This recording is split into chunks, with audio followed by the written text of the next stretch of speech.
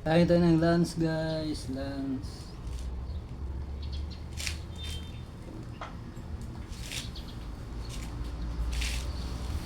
Kain tayo ng lunch guys. Ang ulam ko ay sapsuy. Itlog ng pugo guys, oh.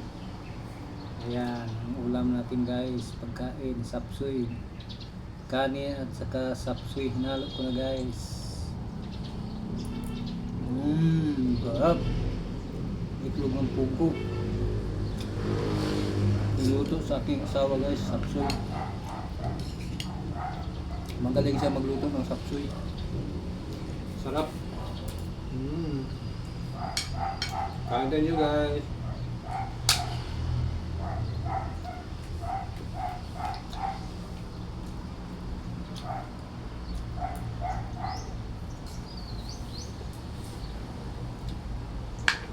Dito ako kumain sa guys, sa bahay namin na nasira sa lindol nung nakaraang 2019. Hindi pa na-repair guys kasi walang budget.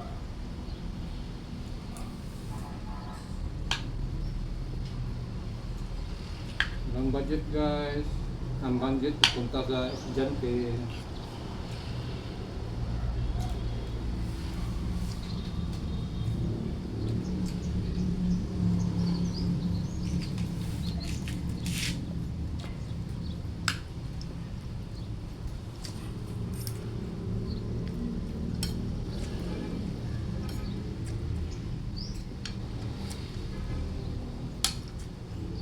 Ang itlog ng pugo guys, parehas pala sa itlog ng manok.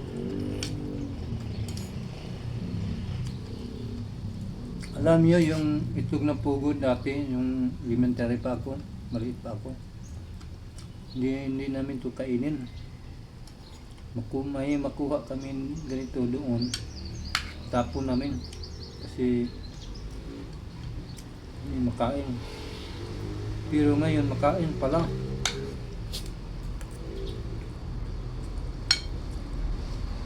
Kasi dati sa palayan sa probinsya, doon na sa amin sa probinsya sa Pagadian, maraming palayan doon. Nagkuha kami ng kangkong ipakain sa baboy kasi may alaga kami ng mga biik saka mga kambing. Nagkuha kami ng mga tangkong, makita kami ng ganito itlog sa pugo, ang dami. Makain pala yun. Tapos tinapon lang namin para namin hindi makain. Nakain pala. Harap oh.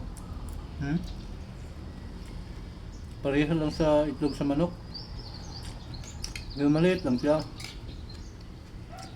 Ang sarap.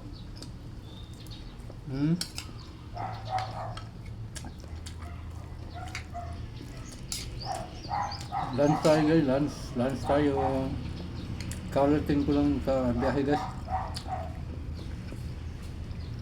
Thank you for watching. Bye bye for now. Maraming salamat sa inyong lahat guys. Thank you so much.